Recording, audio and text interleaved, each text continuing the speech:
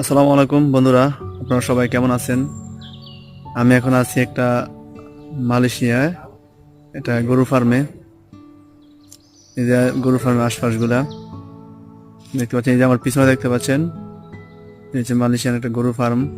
আর সামনে এটা হচ্ছে আমাদের গ্রামের মতনই, এই আর কি, আমাদের বাংলাদেশের মতোই।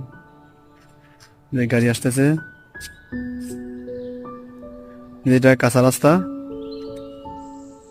এই যে দেখতে পাচ্ছেন একটা গাড়ি আসতেছে, কার। আসলে মালয়েশিয়া শুধু কুয়ালালামপুরই সিটি, বা কুয়ালালামপুরের আশপাশ যেগুলো আছে এগুলোই সিটি। আর এমনি আশপাশ গুলো এগুলা সম্পূর্ণ গ্রামের মতোই।